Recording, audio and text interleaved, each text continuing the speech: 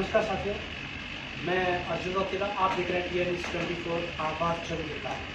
आज मेरे साथ सबका इंटरव्यू लेने वाला किसान का बेटा कान्हा बघेल जी मेरे साथ है।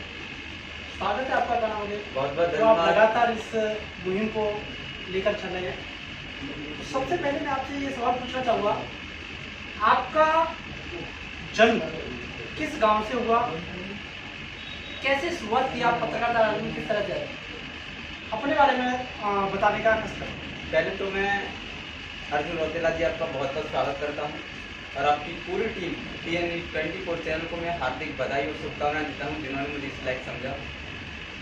मैं रौतेला जी आपको बता दूं, सन 2000 में मेरा जन्म हुआ और मैं एक आगरा जिला है जहाँ की तहसील एतमादपुर लगती है, वहाँ का एक ग्राम पंचायत खांडा के गाँव नंगा दया जिसे मैं बिलोंग करता हूँ, वो मेरा पैतृक स्थान है।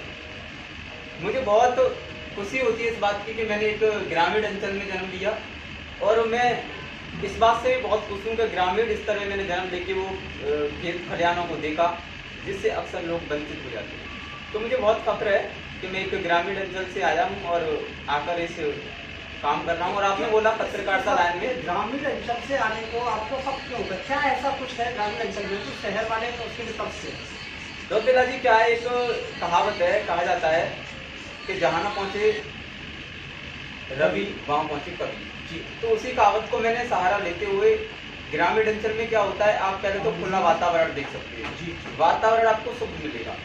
शहर में क्या होगा, जितनी भी शहर होगा उतना ब्रांड शहर होगा, उतना पर्यावरण विशुद्ध होगा। लेकिन अगर आप गांव में देखोगे उसी कंडीशन को तो वही पर्यावरण बिल्कुल शुद्ध होगा। गांव में अगर आप शाम के टाइम में या सुबह के टाइम में अगर आप टहलने जाओ खेतों की तरफ तो वो एक अलग ही नज़ारा होता है। मैं उसकी क्या बताऊं, मैं उसकी विस्तार के रूप में आपको समझा नहीं सकता, उसके लिए मेरे सुनकर शब्द नहीं है जी। अब आती है बात पत्रकारिता लाइन में। आप पत्रकारिता लाइन ही क्यों चुनिएगा? क्या आपका लक्ष्य है पत्रकारिता लाइन में? देखो, पत्रकारिता लाइन मैंने कभी चुनी ही नहीं थी और ना ही मैं कभी पत्रकार बनने का मुझे शौक था। लेकिन एक्चुअली क्या है, गंभीर समस्याओं को देखते हुए, क्योंकि मैं गाँव स्तर से आता हूँ, अक्सर आपने देखा होगा पार्टियां होती हैं, अपने पदाधिकारियों का चयन करती हैं, कोई जिलाध्यक्ष बन जाता है तो कोई विधायक बन जाता है, कोई सांसद बन जाता है। तो जब सांसद और विधायक बन जाते हैं तो उनका पहला लक्ष्य क्या होता है, विकास करना। लेकिन उनकी जो विकास और कल्याणकारी योजनाएं हैं वो ग्रामीण अंचल तक नहीं पहुंच पाती हैं। सबसे बड़ी समस्या तो ये थी। तो मेरे अंदर एक ऐसा विचार आया कि मैं कोई ऐसा कार्य करूँ, इस लाइन में जाऊँ कि मैं अपने गाँव के लिए, ग्रामीण अंचलों के लिए कोई ऐसा कार्य कर सकूँ, आवाज बनने के लिए। मैंने सोचा कि मैं गांव वालों की आवाज़ बनूं। लेकिन बहुत भी मुद्दे थे और भी लोगों ने मुझसे कहा कि अगर कान्हा तुम राजनीति में जाओ तो बहुत अच्छा रहेगा, राजनीति में जाकर आप ग्रामीण अंचल की आवाज़ उठा सकते हो। तो मैंने उनको एक उत्तर के तौर पर यही कहा, मैंने कि अगर मैं राजनीति में जाऊँगा, एक छोटा कार्यकर्ता बनूंगा, लेकिन जब एक दिन में मुकाम हासिल कर लूँगा तो बड़ा कार्यकर्ता बन जाऊँगा, लेकिन आप लोगों को भूल जाऊँगा, जो अक्सर लोग नेता आजकल कर रहे हैं। फैशन हो गया है, पहले छोटे कार्यकर्ता बनते हैं, फिर बड़े बन जाते हैं, फिर गाँव को भूल जाते हैं। तो मेरा यही मकसद है, मैं गाँव को नहीं भूलना चाहता। और कुछ करना चाहूँगा आपका जो इस मीडिया लाइन में आप किसे अपना सर्वोच्च मानते हैं, किसे अपना आदर्श मानते हैं, किसकी तरह लक्ष्य बना रखा है कि हमें इसकी तरह ये कार्य करना है?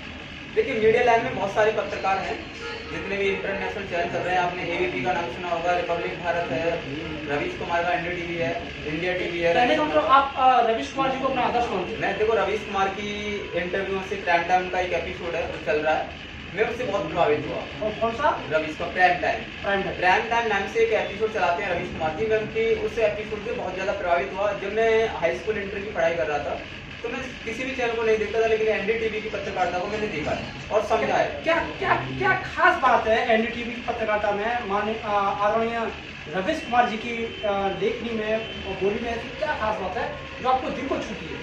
देखो, NDTV में खास बात यह है कि जो NDTV खबर दिखाता है वो जमीनी स्तर की खबर दिखाता है और ऐसी खबर दिखाता है जो ग्रामीण अंचल से और शहरी स्तर से भी होती है, लेकिन ऐसे स्तर से खबर होती है जिसका एक वास्तव में विकराल संकट होता है।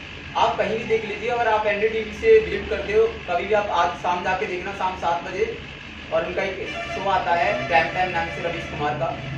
वो अपनी बातों को इस तरह, आपने कभी देखा है कि अभी आपको पता होगा छात्रों की समस्याएं चल रही हैं जी, एग्जाम नहीं हो रहे हैं जी, किसी चैनल वाले ने उठाया इसका मुद्दा, आपने देखा? बताओ मुझे। लेकिन इसका मुद्दा रवीश कुमार ने उठाया। सकता। कहने का मतलब या वो विद्यार्थी हो, या वो ग्रामीण अंचल के हो, या वो शहरी अंचल के हो, लेकिन ग्रामीण स्तर की ग्राउंड रिपोर्टिंग की खबर एनडीटीवी दिखाता है। इसलिए मैं अपने आदर्श को, अगर आप पूछो, मैं आपके सवाल का उत्तर दे रहा हूँ, तो मैं अपने आदर्श के रूप में रवीश कुमार को बहुत श्रेय देता हूँ और मैं उनको अपना आदर्श मानता हूँ। बहुत बहुत धन्यवाद कान्हा जी आपका, क्योंकि वही हमारे भी आदर्श है रवीश कुमार जी।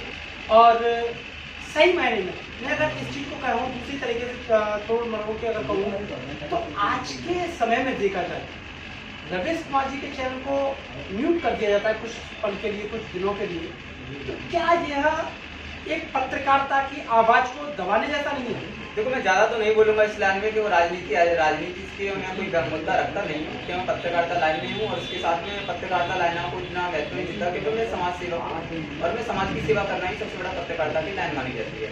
मैं दो बातों में आपको इस सवाल का उत्तर देना चाहूँगा आपके का। आपने सवाल किया है कि जो रवीश कुमार जी का चैनल है एनडीटीवी, उसको लोग विजिट क्यों नहीं करते हैं, उसको बॉयकॉट क्यों करते हैं? तो मैं आपको बता रहा हूँ, आप जब सच्चाई बोलोगे तो वो अच्छे अच्छे लोगों को पसंद नहीं आएगी, है ना। तो क्या है, सच्चाई आज के जमाने में सच्चाई को लोग पसंद नहीं करते हैं। ऐसी अगर आप ये बात करते हो तो आपका अपना, हम सबका TN24 जो अभी इसकी मुहिम कर रही है सच की पड़ता, बिल्कुल ग्राउंड लेवल पर जाकर के, जीरो लेवल पर जाकर के रिपोर्टिंग करता है, उस चीज को दिखाता है, तो क्या लगता है क्या चैनल को, इसको भी लोग बाइकाट करेंगे? देखो, मन की भावनाओं का सवाल आपने कर लिया है मुझसे और मुझे जवाब तो देना पड़ेगा क्योंकि इतने सारे दर्शक देख रहे हैं। देखो रौतेला जी, होता क्या है, चैनल हमारा TRP मिले या चैनल को नहीं मिले TRP, लेकिन हमें खबर वो दिखानी चाहिए जो रियल सत्य हो। देखो, पैसा कमाना किसी का उद्देश्य नहीं होता और पैसा कभी भी काम में नहीं आता, क्योंकि जब इंसान की मृत्यु होती है तो इंसान उसी सफेद कपड़े में लपेट कर जाता है, जो कितने भी बड़ा पैसे वाला हो या कितने से कितना गरीब हो, सफेद कपड़े में ही आना है सबको। तो मेरा तो यही मानना है।